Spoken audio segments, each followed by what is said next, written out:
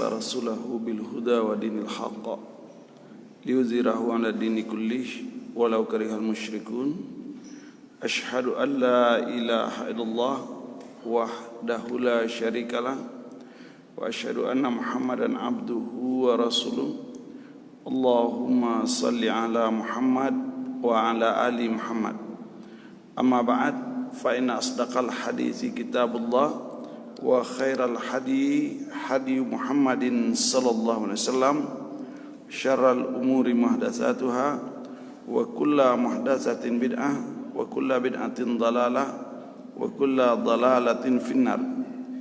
Ibu-ibu, bapak jemaah yang dirahmati Allah, alhamdulillah rabbil alamin, kita ucapkan kepada Allah Subhanahu wa taala. Dengan rahmat Allah, pagi ini kita bisa melanjutkan kajian kita, yaitu masih berbicara tentang pentingnya kita memahami Al-Quran dan Sunnah setelah di dalam beribadah kita mengucapkan iyyaka na'budu wa iyyaka nasta'in.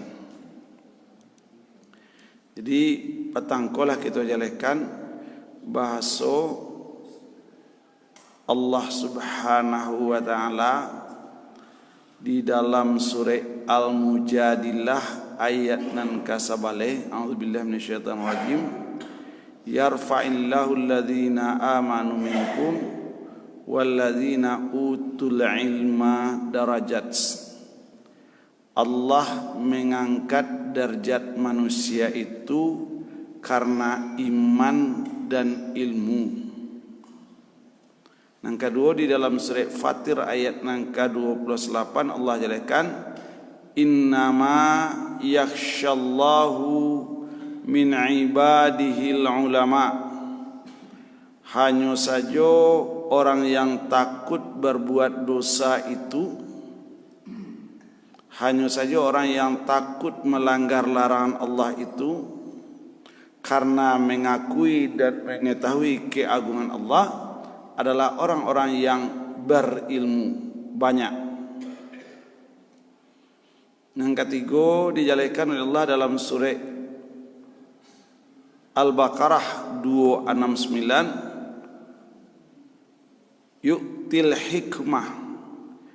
Allah memberikan pemahaman terhadap Al-Quran dan Sunnah man nasya kepada orang yang dia kehendaki. Wa may yu'tal hikmah faqad utiya khairan katsira. Siapa saja yang diizinkan oleh Allah memahami Al-Quran dan Sunnah, diagiahkan kefahaman oleh Allah kepada kita tentang Al-Quran dan Sunnah, faqad korjalih pana sabana-bana sungguh utia Allah telah memberikan kepadanya kebaikan yang banyak di dunia dan di akhirat. Di sebenarnya nak cari di dunia itu adalah pemahaman terhadap Al-Quran dan Sunnah itu. Karena itu jaminan untuk selamat di dunia dan selamat di akhirat. Kemudian dalam hadis dijelaskan siapa yang berangkat dari rumahnya masing-masing dengan tujuan mencari ilmu dengan niat yang ikhlas, sahalallahu tariqam fil jannah, maka Allah akan memudahkan jalan ke surga. Itu landasan kajian kita minggu petang. Maka kini kita lihat ilmu itu pada prinsipnya apa, pada konsep kan nanti ada sesuatu nan tanam di kepala awak untuk ambo baraja Al-Quran dan Sunnah, untuk ambo baraja ilmu agama Islam ko. Maka yang pertama, ilmu itu menjadi landasan bukti petunjuk, dan ilmu yang bermanfaat adalah yang dibawa oleh Rasulullah. Di tando ambo tadi membaca ihdinas siratal mustaqim, maka ambo harus berusaha mempelajari ilmu mudah-mudahan dengan ilmu itu ambo dibimbing kepada jalan yang lurus. Ko nado di kepala. Di setiap datang mengaji, setiap mendengar pengajian, setiap membaca buku-buku agama, nanti bayang doa apa? Ini jalan untuk mendapatkan hidayah Allah. Tidak mungkin hidayah itu hanya cukup kita baca dengan ihdinas siratal mustaqim, tidak mungkin. Bamangko tidak mungkin. Pertanyaan lain.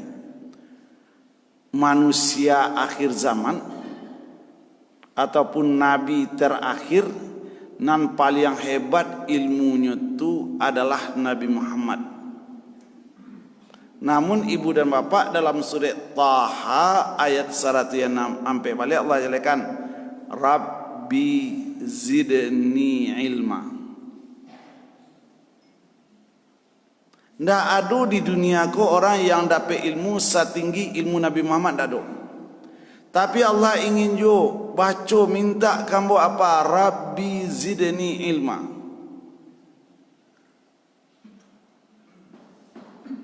Di zaman kenabian Nabi Ibrahim ndak ada orang yang sepandai Nabi Ibrahim tu dalam beragama. Namun Nabi Ibrahim masih menadahkan tangan kepada Allah. Rabbi habli hukma. Di zaman Nabi Musa tidak ada orang yang faham agama Islam itu selain Nabi Musa. Namun kata Allah, hai Musa, pailah engkau beraja kepada seorang hambaku, tampaknya di pertemuan dua lawi. Tidak jalan rumah tampaknya. Syaratnya bawa ikan mati di keribau. Ketika ikan tu nanti keluar mencari jalan ke laut, di situ tampil. Barasariknya Nabi Musa berjalan. Hamdiah hukum bambu tak kabaranti berjalan sampai tampil betul-betul.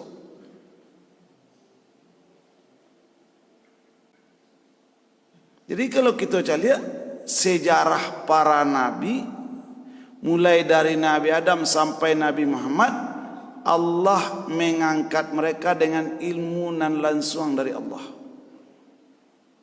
Sebagai umat Nabi Muhammad, apa ciri umat Nabi Muhammad itu? Hidup dengan ilmu, itu cirinya. Yang lain-lain menyusul. Dengan ilmu ko insyaallah musaji rami. Dengan ilmu ko insyaallah masyarakat aman. Dengan ilmu ko insyaallah rumah tangga bahagia. Batu tidak akan mungkin sesuatu kita kerajukan tanpa ilmu. Ilmu yang mana? Pendek-pendek saja. Ilmu yang dibawa Rasulullah. Nan kedua, konsep kedua, ilmu itu lebih baik dari keadaan. Keadaan, kondisi yang kita ada sehari-hari ko, itu di bawah ilmu. Salah satunya mata pencaharian. Nama nan tinggi nilai ilmu dibanding nilai mata pencaharian. Tinggi ilmu. Dengan ilmu orang bisa mencari. Dengan mencari orang belum tahu bisa apa ilmu.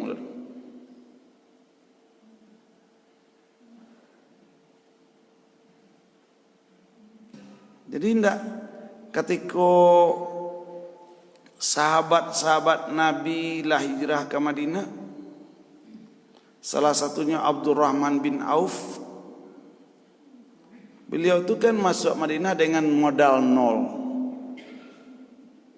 Sampai di kota Madinah dikasihani, Abdurrahman bin Auf, yo biarlah engkau ambo agia sendak.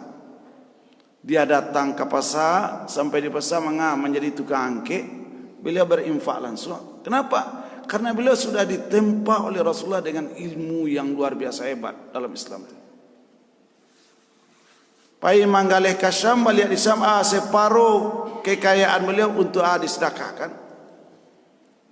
Berapa banyak orang-orang kaya ketika itu tapi tidak berilmu, tapi tidak beramal seperti itu. Dia, yang kita dulu kan, ilmu itu lebih baik dari keadaan. Keadaan contoh kita ambil kau keadaannya kayu beko. Sudah tu apa lagi? Ilmu itu penentu hukum. Apapun ketentuan hukum di dalam Islam, sebelumnya ada ilmu dulu. Paling kurang Al-Quran dan Sunnah. Mangko iko haram, ko hukumnya, ko sumber ilmunya. Mangko iko sunat muakkadah, ko sumber hukumnya. Mangko iko makruh, ko sumber hukumnya. Keadaan itu diberi ketentuan oleh hukum. Oh, hukumnya darurat. Darurat, yaitu kalaulah terjadi situasi darurat, salat biasanya madok kiblat, tagak, rukuk, sujud, duduk. Kini sadiang gampo nagari. Bisakah kita salat sedang berjalan? Bisa. Salat harusnya madok ke kiblat. Kini sedang datang pesawat doa balik di Makkah, membelakang kiblat doa salat. Kenapa? Karena itu keadaan. Jadi dengan ilmu nanti orang memahami hukum, dengan hukum itu orang melihat suatu keadaan. Untuk itu ilmu itu merupakan petunjuk keadaan yang mengikutinya. Jangan paksakan keadaan merubah ilmu. Aku nak cok tadi.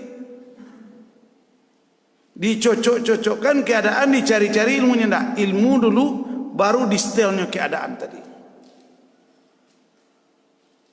Keadaan, kebiasaan. Kebiasaan tidak boleh merubah sunnah. Sunnah itulah yang akan merubah kebiasaan. Itu kuncinya kelak. Yolah biasa sikoa. Berarti itu keadaan merubah ilmu. Harusnya apa? Ilmu merubah keadaan. Ibu bapak jemaah ini Allah. Sudah tahu ilmu itu yang memerintah, ilmu itu yang melarang. Maka Nabi sallallahu alaihi wasallam tu ketika kamu mulai ceramah cuma membaca yaitu fa inna asdaqal hadisi kitabullah. Sebaik-baik berita, sebaik-baik sumber ilmu itu Al-Quran. Wa khairal hadi hadi Muhammadin sallallahu alaihi wasallam.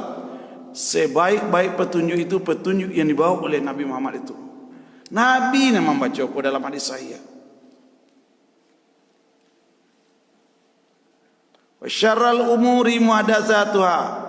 Saburuak-buruak karajo nan membuat nan baru. Wa kullu muhdatsatin bid'ah. Satiuk nan baru itu bid'ah. Wa kullu bid'atin dalalah. Satiuk nan bid'ah itu sesat. Wa kullu dalalatin finnar. Satiuk nan sesat itu dalam neraka. Di siapa saja yang merubah sunnah Rasulullah, berarti dia bukan sahalallahu ilal jannah, bisahalallahu ilan nar. Berapa banyak orang yang lebih bersekuku dengan pendapatnya, lebih bersekuku dengan adat istiadatnya, lebih bersekuku dengan keadaannya, tanpa mau menyesuaikan diri dengan Al-Quran dan Sunnah. Itulah kerugian besar nanti kita di akhirat sinan ibu dan bapak.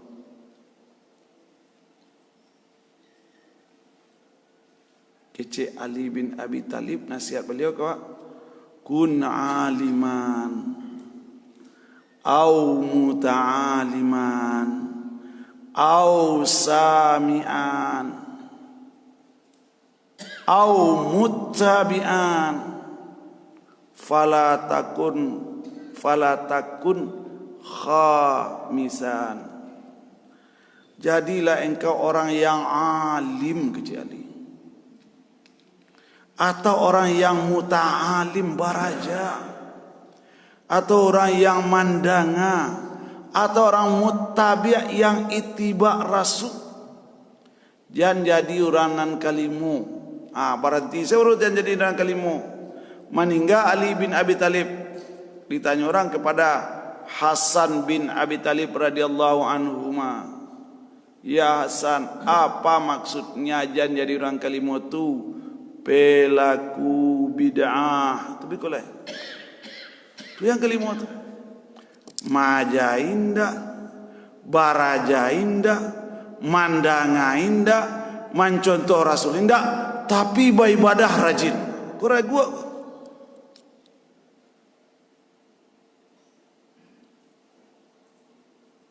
Wah cari lo beda kedudukan ilmu dibanding ahli ibadah. Dalam hadis yang sahih Nabi menjelaskan dahulu ada seseorang yang Allah membunuh 99 orang. Sadarnya bahwa caranya keluar dari dosoko. Batanyonya kali ibadah. Oh ya Pak, yo batanyo cek di lai ambo lah membunuh 99 orang. Kalau taubat ambo lai ke diterima Allah, taubat ambo indah. Kalau indah tambah cek lai. Satunya membunuh.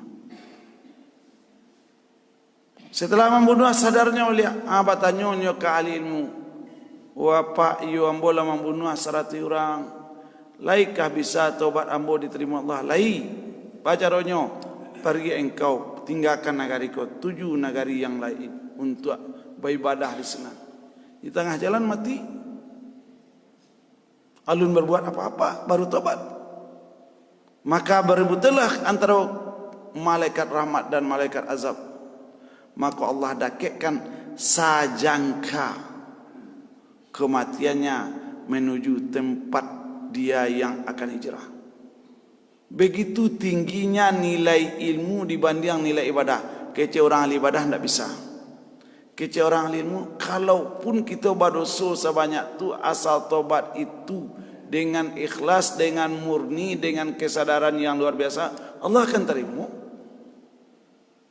Kenapa? Allah akan menerima taubat seorang sebelum rohnya diugargir, atau sebelum azab tiba, atau sebelum kiamat datang. Kenapa dia bisa menjawab itu? Karena dia faham Al-Quran dan Sunnah. Kenapa ahli ibadah tidak menjawab itu? Karena dia hanya dan tahu beribadah, ilmu tidak tahu.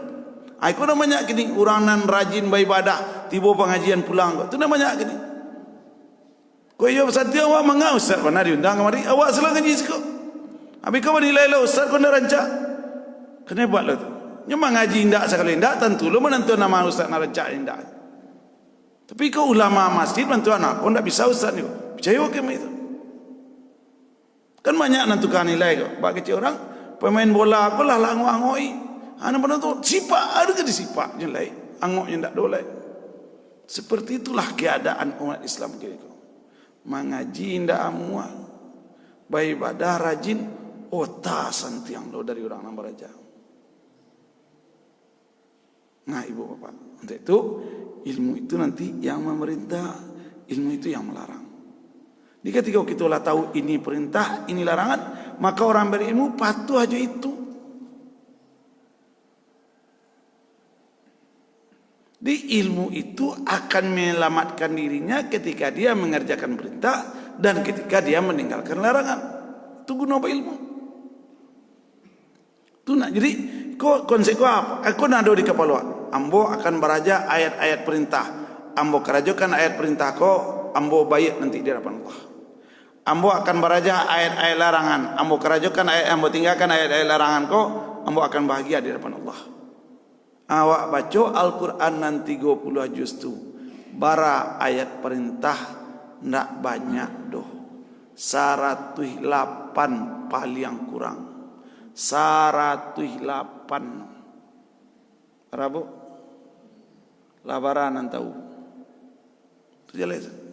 Kalau Al-Quran labaran kali apa labaran tahu 108 tu. Bara ayat-ayat larangan dalam Al-Quran tu 58. Labaran lo nan tahu 58 tu.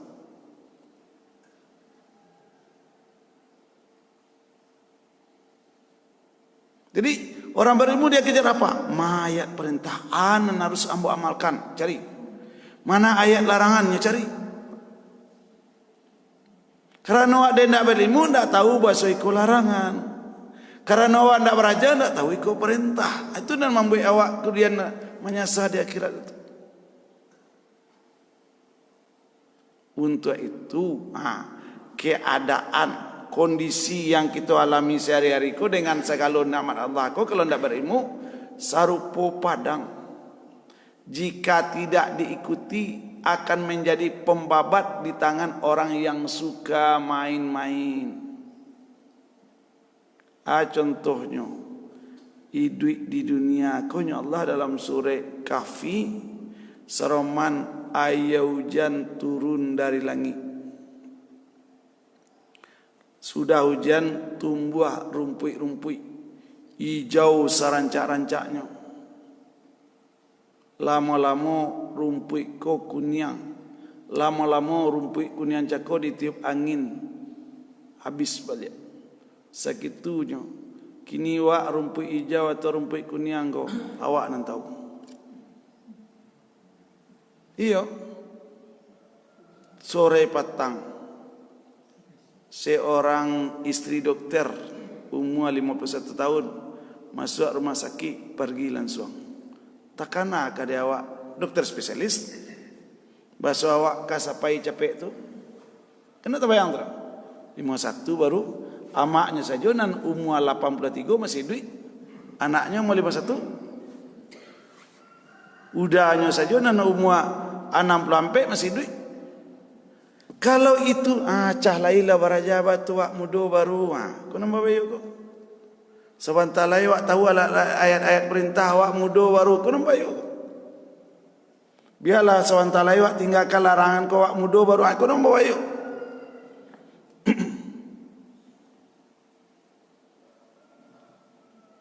Di beberapa hari kau awak kembali ambo diingatkan oleh Allah, mengenal orang-orang nan meninggal tu orang-orang nan tahu jawab saja. Umuannya kebetulan di bawah bawah saudanya. Mungkin sebentar lagi malaikat maut tiba di laman kau. Tunggu cah, kelaman langsung sebentar lagi matinya malaikat maut. Sadarilah itu sebelum kematian itu datang kepada Bapak.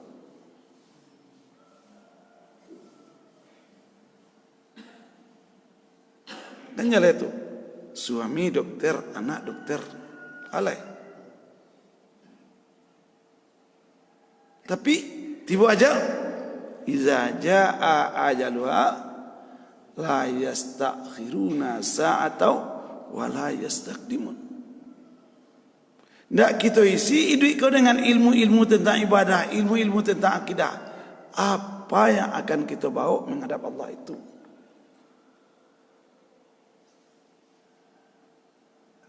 Nah, iku nak nyonan masuk, iku nak nyonan kita mempengaruhi cara pikir kita. Sibuk kita dengan mencari duit, sibuk kita dengan urusan bisnis kita. Apakah itu akan menyelamatkan? Tidak. Anak akan menyelamatkan? Tidak. Suami menyelamatkan? Tidak. Yang akan menyelamatkan itu adalah iman dan amal. Kini iman dan amal itu nan kurang gara-gara yang lain. Nah, kamu kau jelekan. Keadaan akan menjadi pedang. Keadaan, mau urus keluarga, mau urus bisnis. Itu keadaan. Orang berilmu dia pasti mengurus keluarganya. Orang berilmu pasti dia beramal. Tapi orang-orang yang beramal ada yang tidak berilmu. Ibu Bapak. Kemudian keadaan itu kendaraan. Dia Allah wak sehat, sehatku kendaraan. Dia Allah wak barasaki, rasakiku keadaan. Dia Allah wak banyak anakku keadaan. Yang tidak bisa berjalan sendirinya, maka jika tidak disertai ilmu, maka dia akan berjalan menuju tempat yang merusak. Berapa banyak orang yang celaka gara-gara anaknya. Berapa banyak orang yang celaka gara-gara hartanya. Berapa banyak orang yang celaka gara-gara keluarganya, gara-gara jabatannya. Kenapa? Karena keadaan tadi tidak dibimbing oleh ilmu. Itu masalahnya. Ibu bapak jemaah. Kalau demikian, maka contohnya keadaan harta. Diagihkan harta tu ke orang baik. dia keluar atau tu orang jahat, tapi tidak diberikan ilmu, maka harta tadi diuranjai untuk merusak orang lain. Itu. Dalam Al-Quran katakanlah berapa banyak orang yang menginfakkan hartanya untuk apa? Menghalangi jalannya syariat Islam. Di lain pihak apa? Berapa banyak orang yang menginfakkan hartanya apa? Untuk menegakkan syariat Islam. Keadaannya sama-sama barato. Yang satu berharta dengan berilmu, dan satu berharta tapi tidak berilmu. Asal untuk kegiatan Islam dia tahan, dia kuasai supaya tidak jadi. Itu keadaan. Maka keadaan tanpa ilmu seperti api nanda ado pambuhnya. Pailah ibu ke tempat orang mapa tu kan ado sit. Kini kau awak ke mapa nak do diambui. Api cekon tak bisa membakar basir. Seperti itulah konsep ilmu itu. Maka manfaat ilmu, manfaat keadaan hanya untuk pemiliknya. Sementara manfaat ilmu itu seperti apa? Seperti hujan yang turun dari langit. Tiba di sawah, tiba di laman, tiba di parak, tiba di sungai, sadonyo kalebah ka gunung dape. Maka ilmu itu manfaatnya luar biasa. Kekayaan manfaatnya sedikit sekali. Sedikit. Tapi orang bakaja mencari manfaatnya seketik, hilang mencari manfaatnya kadang. Tumangko kini anak 5 suku baraka barangkek ke Mesir batu jua. Tolong mereka tu. Tolong itu batu. Mereka itu nan akan menyelamatkan 5 suku 10 tahun 5 wali tahun yang akan datang dengan ilmunya.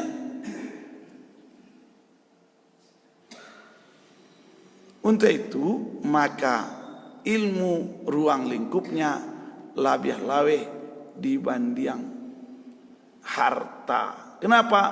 Ruang lingkup ilmu itu dunia dan akhirat.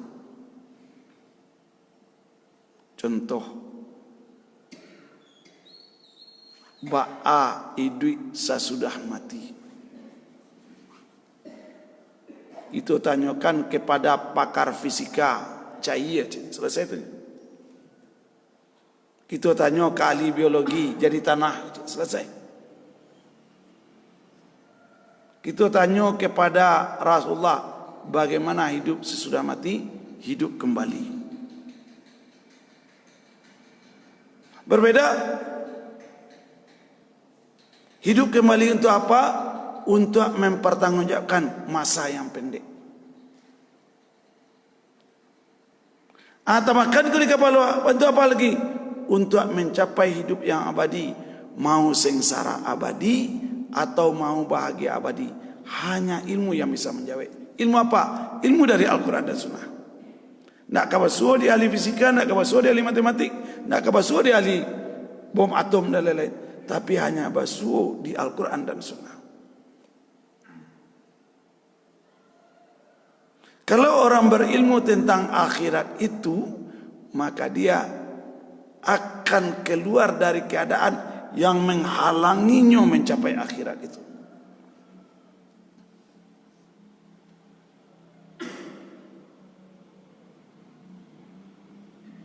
Salah satu nanti kajian kita ibu, ketika orang bertanya ke Ibnu Abbas iyo agiah lambo petunjuk gak cie baanu. Ke Ibnu Abbas orang tanya ahli tafsir. Jawab Ibnu Abbas pendek sejauh. Engkau bangun masjid kecil. Engkau bangun masjid.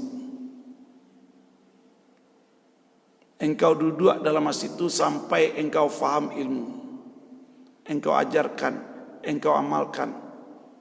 Dan itu lebih baik bagimu dari dunia. Pendek saja. Buat surau, buat kajian standar dalam surau itu. Habis keluar juga di situ. InsyaAllah itu lebih hebat dari dunia. Maka Nabi SAW itu sampai di Kuba, musajid nanti baik dulu. Sampai di Madinah, musajid nanti baik dulu.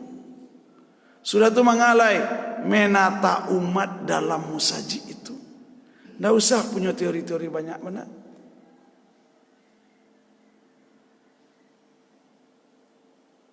Jadi musaji kok dicontohkan apa untuk merubah watak di musaji itulah tampaknya. Apa kajiannya cukup Al-Quran dan Sunnah? Tu cemo kalau 30 juz kok dibagi saja oleh 30 ustaz mengaji. 2,5 tahun yang akan datang tamat dia hafal Al-Quran. Wah datangkan ustaz 30 kemari, cik ustaz ambil juz 1. Berarti 30 ustaznya. 2,5 tahun yang akan datang tamat Al-Quran. Berapa aja. Dan kita akan tahu hadis-hadis pendukung sekali. Karena 1 juz itu kalau ngaji sekali seminggu, 1 juz itu 2,5 tahun. 2 tahun paling capek. Itu nanya target. Kita dengar Al-Quran sudah tu dibaca oleh imam. Kita dengar Al-Quran walaupun melewat kaset. Kita dengar Al-Quran ketika orang membaca, langsungnya batamu jo akal kita, jo hati kita. Oi konya Allah sebantako. Oi konya Allah sebantako. Seperti yang dibaca oleh imam kita di rakaat pertama dan kedua tadi. Sadar, oh begini kondisi manusia setelah diciptakan. Begini kondisi alam setelah diciptakan. Itu informasi sebantako. Itu rakaat pertama. Di rakaat kedua yaitu yas'alunaka 'anil anfal. Mereka bertanya tentang harta rampasan. Ba'a caranya membaginya ya Rasulullah. Harta rampasan itu untuk Allah dan Rasulnya. Harta rampasan itu nanti dibagi 5. Dari mak tahu dari Al-Quran. Ditanya lo innamal mu'minuna alladzina idza dzukirallah. Hanya saja orang mukmin itu apabila disebut nama Allah, apabila terdengar azannya tinggalkan urusan dunia. Hatinya langsung terkait untuk segera melakukan salat. Dibacakan Al-Quran bertambah keimanannya. Kondisi seperti itu bertambah tawakalnya. Dia dirasaki oleh Allahnya bersedekah. Ulaika humul mu'minuna haqqan Allah. Itu orang nan sabana-bana mukmin mandanga kalimah-kalimah Allah nyelasan takwi. Mandanga pengajian bertambah imannya. Hidupnya bermasalah langsung dia bertawakal kepada Allah. Dia rasaki disedekahkan. Dia kehidupan salat 5 kondisinya. Harus kita cari sebelum kematian ibu dan bapak. Nah, itulah yang membuat kita connect dengan Al-Quran itu. Itulah mangkuk kita kebutuhan kita kepada Al-Quran itu. Dan itulah yang akan membimbing kita menuju Allah itu. Jadi makin banyak kalam Allah yang kita pelajari, makin terbentuk jiwa, makin terbentuk watak, makin terbentuk karakter. Tapi kau otak orang wadanga politik nang kau wadanga nyo cahaya kepala ko. Nyo sianu iko nambah tua, nyo sianu iko nambah tua. Awak nak tahu apa yang dia niatkan. Tapi apa yang diturunkan Allah, Allah ingin menjanjikan ampunan. Allah ingin memberikan jaza yang luar biasa hebat kawan. Nah itu, jadi oleh sebab itu maka ilmu itu merupakan penentu. Dengan ilmu nanti orang nan ya ragu barangke jadi yakin. Dengan nanda berilmu nanti pak orang nala yakin digosok diunja ragunya kemudian. Itu bedanya. Di nan kadia asuang oleh orang non Islam itu siapa? Orang nan bodoh saja. Orang nalah tahu mana ndak kata lo dinodoh. Kita ndak lagi kita ilmu ke masalah agama kanak kita. Kira-kira ba anak wak lagadang bisu. Kita ndak lagi ilmu kepada minantu kita. Kira-kira ba cara minantu kita menggadangkan anak kita. Jale. Cucu kita jale. Aratuan angkanya bawa pulang untuk makan anak bininya ndak tahu kita. Kenapa? Dia tidak berilmu tentang konsep hidup itu. Nan tahu dia nyoa, nan jale apa? Asal parui lai kanyang, asal pungguang lai basau. Kalau itu cara hidup mereka, kama wa acara nanawa. Kama suat naraku atau kama suat seruku. Saya terima menikahi anak bapak. Menikahi anak bapak, yuk. Kama ke dibawa sudah tulai. Yuk ke Jakarta. Itu pendek nama itu. Itu rencana pendek. Kama ke dibawa anak. Lah ya apa nang punya anak gadi. Bertanya ke itu. Ke calon menantu enggak. Tanyalah sekali-kali. Oh sultan. Yuk. Kalau ke sultan ambil anak ambo. Kama ke bawa anak ambo. Lah ya bertanya itu bu. Aku enggak. Hah? Kalau itu bah, itu mengkau ambil calon menantu sultan nandak belimu. Tapi hebat keadaannya. Takut ya pak. Yo kalau bantu tu ndak jadi anak. Masalah balaki itu urusan Allah. Tapi masalah menegakkan iman, menegakkan amal di rumah tangga urusan bapak punya anak, urusan ibu punya anak. Ndak bertanya ke sultan kau dok. Lai sultan tahu agama kau tak pernah tanya.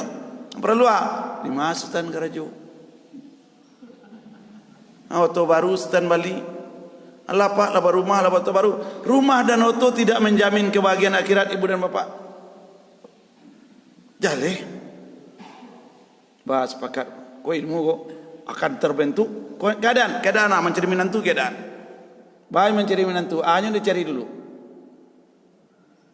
Akan berbeda orang berilmu dengan tidak. Imanya kalau jolai PNS aman tu, batu, ndak kemangadu. PNS ko bantu bantu api di dalam dada lama-lama kadang ju. Itu akal-akalan. Kalau serupa tu mencari menantu ndak kena kecekan. Jangan kamu nikahkan anak gadismu dengan orang yang tidak beriman. Walaupun nyokayu, walaupun gagah bana, walaupun nasabnya nomor 1, walau ajabakum. Jangan kamu nikahi perempuan musyrik walaupun rancak nomor 1 di dunia, keluarganya orang terhormat sedunia, kayunya nomor 1 di dunia. Jangan. Budak seorang mukminah lebih baik dari mereka kepada Allah. Tentu apa? Maka menikahkan itu yang penting apa? Imannya, bukan hartanya. Kulah banyak anak terseleksi nanti.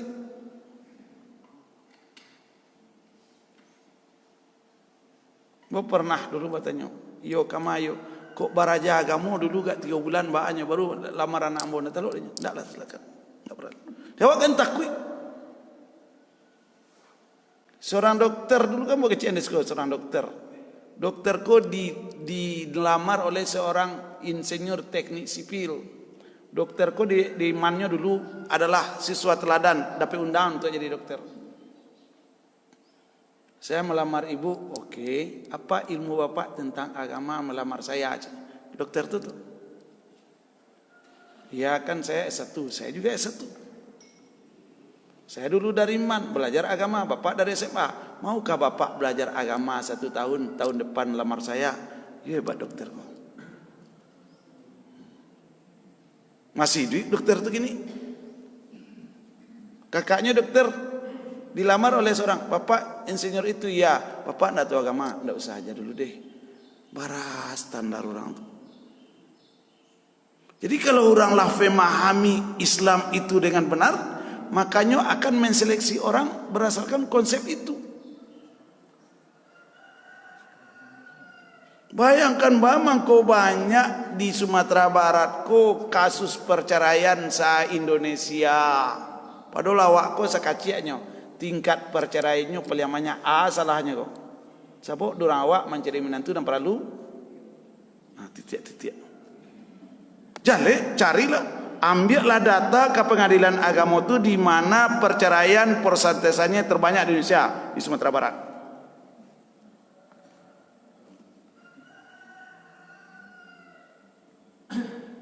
Ya le. Ini apa? Karena itu tidak pernah belajar tentang bagaimana seharusnya berumah tangga itu.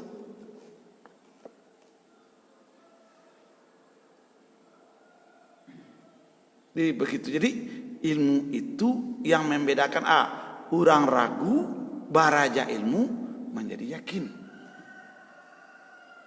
Orang menyimpang baraja ilmu menjadi lurus. Orang sasek baraja ilmu dapat hidayah. Jadi membuat orang balik dari sasek ke hidayah itu, dari menyimpang menjadi lurus itu, dari ragu menjadi yakin itu, ilmu Al-Quran dan Sunnah itu. Itu nama baik. Dan akan menjadi patron benar atau tidaknya kita itu Al-Quran dan Sunnah itu. Kenapa? Karena dia imam. Imam itu di muka atau di belakang? Nah, kalau imam di muka, jangan imam didikte lebih kok. Kurang nama dikte imam, sama aja mendikte ilmu. Tak sesuai dan bawa ilmu dari Rasulullah, yang tak apa-apa. Tak usah berimam kepada Rasulullah. Tak usah berimam kepada Al-Quran.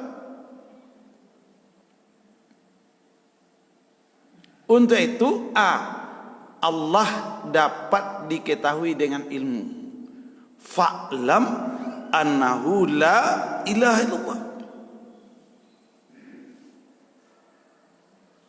Umpama kita baca surat Fatir ayat keberapa, ayat 3 balik. Allah menjadikan laut dua bahrani. Laut nan pertamu segar dan airnya tawar. Laut nan kedua asin dan airnya pahit. Pertanyaan, ba mangkonda amuah air laut bacampur jo air dari sungai. Marajal bahraini barazakhun la yabghiyah. Marajal bahraini bainahuma barazakhun la yabghiyah. Ada barzah. Siana membuat pembatih antara air tawa jo air asin. Seorang ahli oseanografi Jepang masuk Islam hanya gara-gara satu itu saja. Para gampangnya orang masuk Islam. Ada dokter gigi masuk Islam apa? Gara-gara corona saja. Ada seorang ilmuwan masuk Islam apa? Gara-gara beraja hujan saja. Cieknya dapat hidayahnya. Tapi dapat. Oseanografi itu seorang profesor. Profesor Lawi. Hanya di dalam Al-Quran baso memang laut itu dibatih oleh Allah antara laut tawa dan laut yang asin. Milhan ujaj. Kini ko ndak Allah nama batih. Itu apa? Bawa air laut agak sembe pulang. Bawa lo air tawa masukan ke dalam baskom gadang. Lain batihnya. Baku indak. Baku indak. Tandanya kita tidak berilmu. Atau di Jepang itu ada arus panas, oya siwo. Ada arus dingin, kuro siwo. Mengapa ada air panas di dalam laut?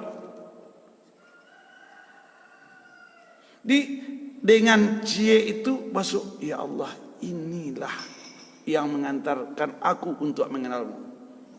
Wak baca surat Ar-Rahman, wak baca surat Fatir. Masuk ilmu bagaimana kemahakuasaan Allah itu. Bantu tolong nanti ikut tanah.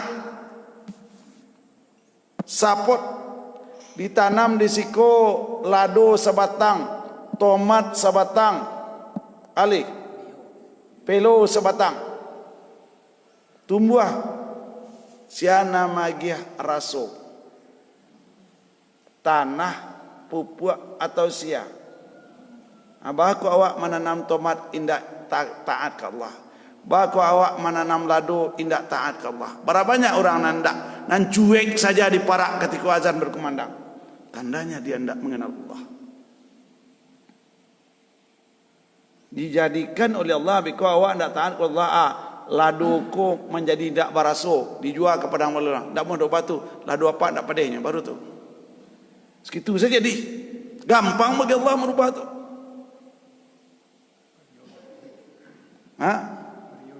Periuk tak baik. Atau ubi tanam ubi baik bakar. kesadaran kepada Allah itu dipupuk dengan ilmu. Fa'lam annahu la ilaha illallah. Bukan hanya sekedar membaca la ilaha illallah banyak, tapi kenal dengan Allah itu. Dari mana kita akan mendapatkan informasi tentang Allah itu dalam Al-Quran? Bukan bisa kita fahami hanya dengan sekedar membaca. Tidak faham kita dengan hanya membaca Al-Quran. Untuk itu, maka Allah itu kesimpulan apa? Wajib disembah. Allah itu bagaimana?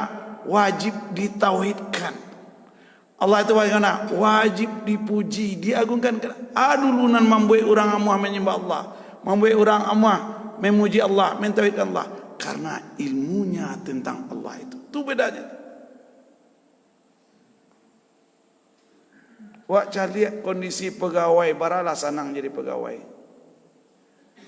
Jam 2 balik sampai jam 1 istirahat. Paralu dinyo makan siang pada salat berjamaah.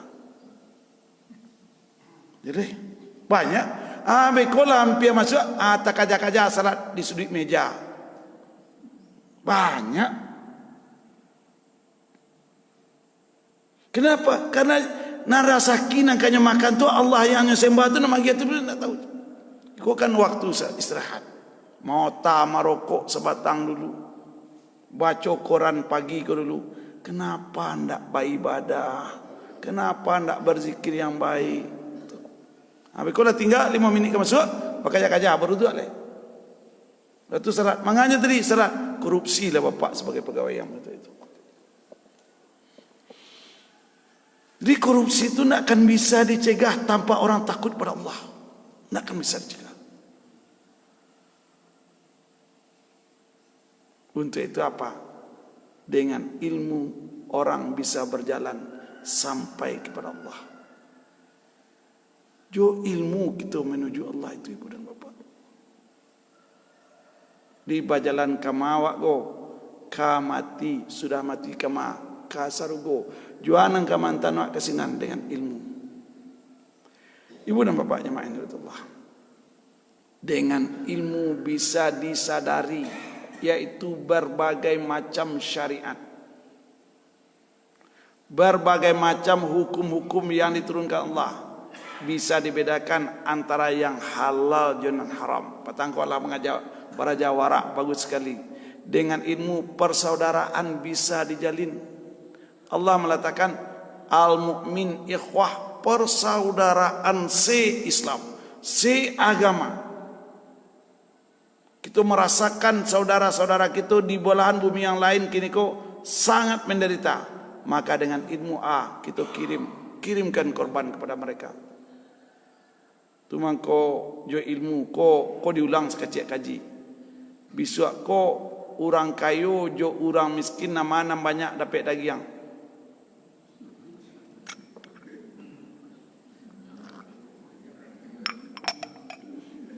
Wa baca Haji 28. Wa at'imul ba'isal faqir.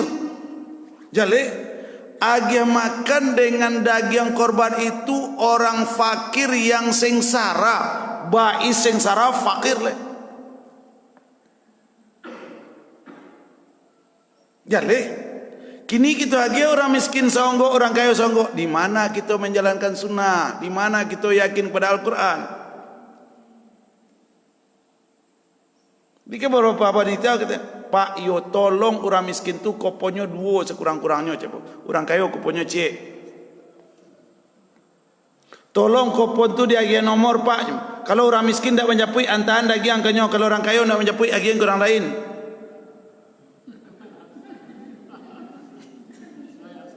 Iyo, kupon hampir ratu, agian nomor hampir ratu itu. Nomor berapa kupon anda balik? Nomor 275, nomor 275 si miskin antahan dagian ke rumahnya. Donggo.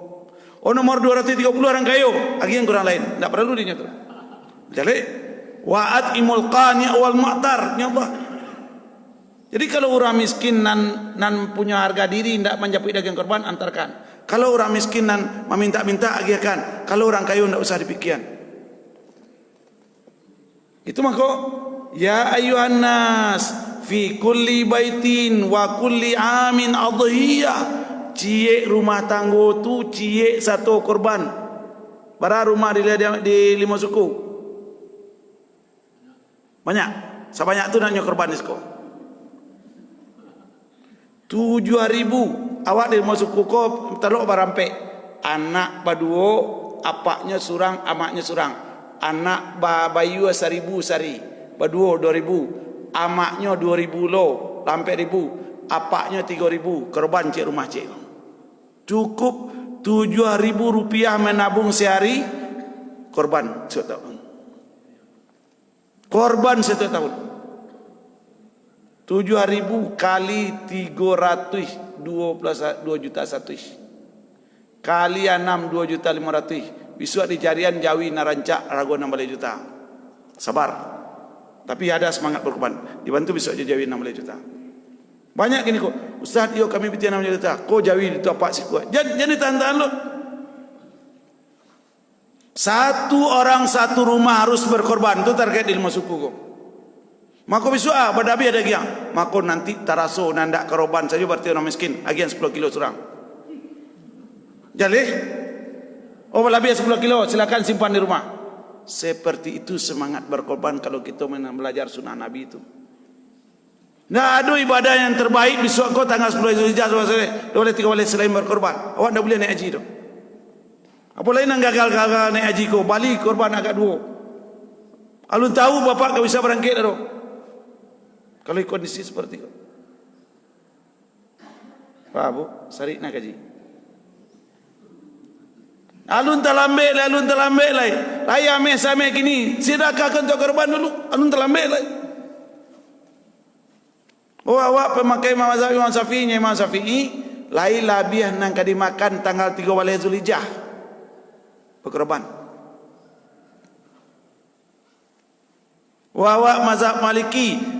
Lain piti pembayar hutang agak 2 bulan lain. Berhutang dulu 2 bulan lain bayar untuk korban. Kemana apa mazhab lain? Kau mengaku-ngaku Syafi'i berkorban pamalek? Tidak, Syafi'i itu. Tu Syafi'iyah, orang Syafi'i yang tidak beraja tu. Kan keberatan orang tu. Untuk mengeluarkan piti 2,5 juta, 2.600.000. Kok keberatan sekali setahun? Ya Bu. Allah tercapai kau 50% Allah rumah di sekolah satu. Ba'a kadar ilmu, ba'a kadar iman kita. Kalau bapak berdua, kalau bapak bertiga, kalau bapak bisa berampek, kalau bisa sikul Jawi serumah. Lihatkan syiar Islam itu tengah.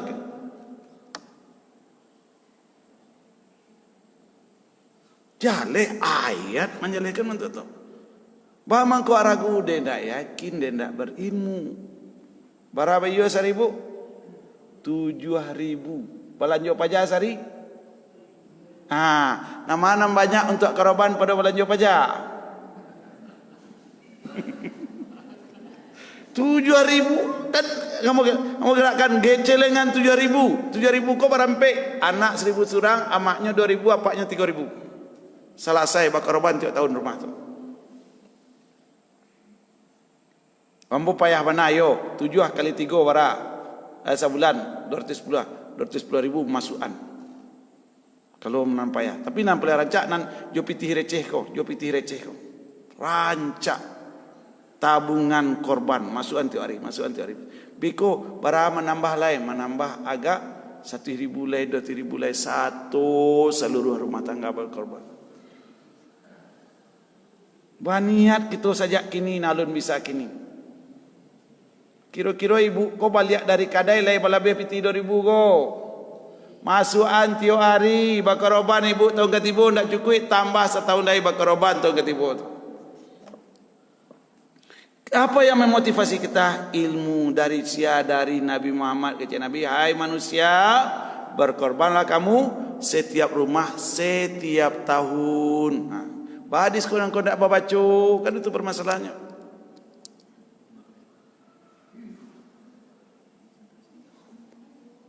Aman. Dikaji murah-murah, kaji sesuatu. Kalau kaji baru selesai orang. Ibu bapak jemaah yang dirahmati Allah, kan dengan ilmu keridaan, kekasih bisa diketahui.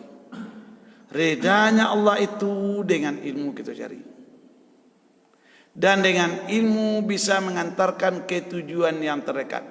Wa uzlifatil jannatu lil muttaqina ghaira ba'id. Dan didekatkanlah surga itu kepada orang bertakwa, ya Allah. Dengan ilmu, ilmu itu adalah imam, amal itu adalah makmum. Ilmu itu imam, amal itu makmum. Ilmu itu pemimpin, amal itu rakyat. Jadi dahulukanlah ilmu sebelum beramal. Dahulukanlah ilmu sebelum beramal. InsyaAllah ilmu kita akan menjadi baik. Aku kata orang yang sangat bagus, mengingat-ingat ilmu merupakan tasbih, mencarinya merupakan jihad dan takarrub, mengajarkannya merupakan sedekah, mempelajarinya sama dengan berpuasa dan salat malam pahalanya. Kebutuhan kepada ilmu lebih besar dibanding kebutuhan terhadap makan dan minum. Inilah konsepnya. Nanti dalam konsep ilmu apa? Kalau ada orang yang mengecekkan orang nambayo bana baraja ilmu iko ndak pandai berjihad, hanya mufasir itu iko orang nan akalnya lah mulai kurang. Jadi kalau ada orang menganggap baraja ko iko rendah nilainya, nah lain tinggi ko akalnya lah mulai dikurangi orang. Jadi kita akan sampai jadi insyaallah ibu kita kan memakai buku ko. Buku ko umuannya baru 1100 tahun baru. Penulis buku yang ada di hadapan ibu ko, Ibnu Abdul Bar itu lahir tahun 368 Hijrah. Meninggal 463 Hijrah. Dia adalah ulama terbesar di zaman Daulat Bani Umayyah di Cordova, Spanyol. Dia adalah ahli hadis, ahli fikih, ahli bahasa Arab, ahli sastra. Tidak ada tandingan ulama di masanya. Akulah buku kuno sampai ke. Kemudian ditahqiq oleh Mahmud Arnaud dari Al-Azhar Mesir, diterjemahkan ke bahasa Arab. Buku ko umurnya baru 1100 tahun yang lalu, bisa pelajari kini di ilmu suku. Jadi buku-buku awal, buku-buku yang sangat-sangat bernilai. Dan kalau ibu masuk S2 IAIN baca buku ko boleh. Ndak lo kata kajar S1 lo lebar lo masuk S2. Jadi kita cubakan membuka rahasia ilmu itu. Nah, jadi ilmu itu seperti merupakan tasbih mengingatnya dan lain-lain. Nah, untuk itu Imam Ahmad lah, kau sekecil lagi. Kau kita lihat kalau orang merasanya bermazhab Ambali, manusia kecil Imam Ahmad lebih membutuhkan ilmu daripada kebutuhan terhadap makanan dan minuman. Sebab seorang membutuhkan makanan dan minuman sekali atau dua kali, sedangkan kebutuhan ilmu sebanyak bernafas. Maka yang paling kaya itu masalah ilmu Imam Ahmad bin Hanbal. Nah, kau dicaliakan, yo salahnya mazhabnya Imam Ahmad bin Hanbal itu meletakkan ilmu di atas segalanya.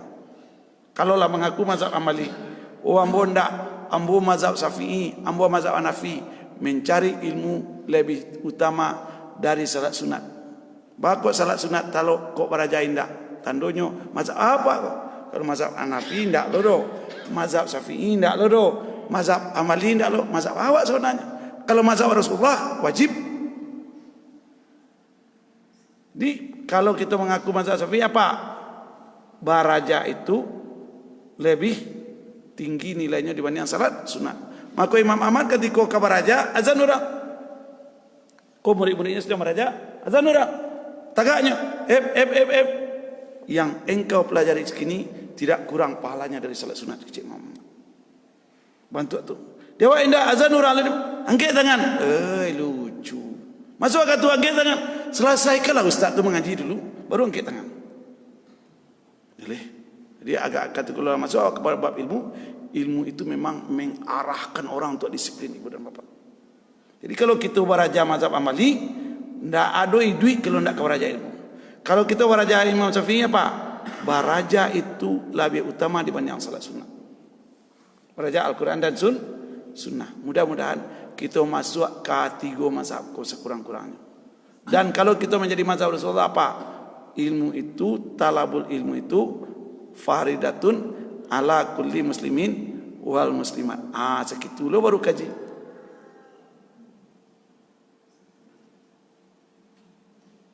Berarti cek. Baru 60 sampai halaman baru. Nangka kita kaji tidak banyak doh. Sebanyak 825 halaman. Tidak banyak doh. Baru bab ilmu kunci kamari sadonyo. Jadi akan disigo seluruh bab Islam nanti dalam buku. Jadi 60 halaman dari 825 halaman, tidak banyak-banyak itu. Mudah-mudahan agak 2 minggu 3 minggu lagi selesai. Kita akhiri dengan banyak subhanakallahumma rabbana bihamdika asyhadu an la ilaha illa anta astaghfiruka wa atubu ilaik. Assalamualaikum warahmatullahi wabarakatuh.